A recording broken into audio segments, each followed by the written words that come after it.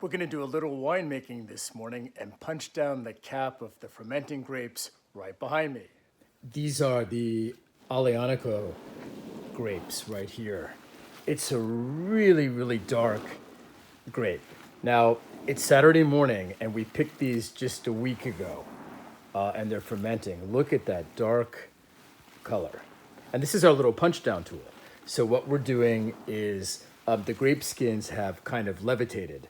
You can see them here, and we don't want them to dry out. So we're gonna punch them down where all the liquid, which is quickly becoming wine, is underneath. I'm going to go ahead and lower a cup into this froth, and we'll pull it up, and we'll have a sip and see how the wine is coming along. So here's the wine, the Aglianico. Look at how deep and dark and purple it is. It smells good. Tastes like sangria, a little bit stronger than the sangria we had last night. It's still fermenting, it's still a little sweet. We'll probably end up pressing it in a couple more days. Let's go ahead and measure the bricks instead of guessing. One more sip though. Winemaker's breakfast. This is really good.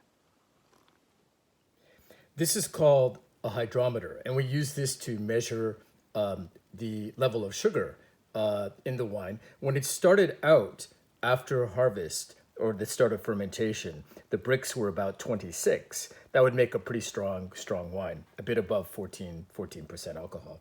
And I'm gonna go ahead and take a sample now and we'll measure the sugar level. So I've gone ahead and filled this column, this tube, up with wine. Let's go ahead and put in the hydrometer. Here's the hydrometer. And it seems to be around 13 or so bricks. Usually we spin this around and so forth. It's hard to do with one hand, but it's telling me we still have actually probably a few more days to go on this. This is really interesting. This is a vat of compacted fermenting raisins. So this is Zinfandel. It's late harvest Zinfandel. When we harvested this and let it cold soak a couple of days, the bricks were about 40. And you can see this is a bit harder to punch down than the other one. And there's a lot less liquid inside. It's also very, very dark, but there's so many raisins in here. So the flavors that are gonna come through are gonna be fantastic. All these grape flavors and currants and raisins and plums combined in an elixir that is sweet because the bricks were so high.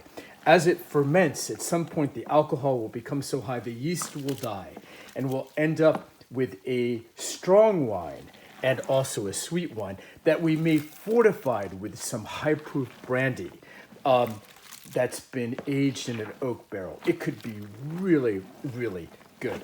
Let's measure the bricks here and see how this is coming along. Sample, and if you can see, it's still above 30. It's above 30 bricks. Yeah, right about 30 there. So it still has a long way to go before we need to press it. I may end up pressing it around 15, 16, 17 bricks. The target will be to end up with a port wine of around 10 or so bricks.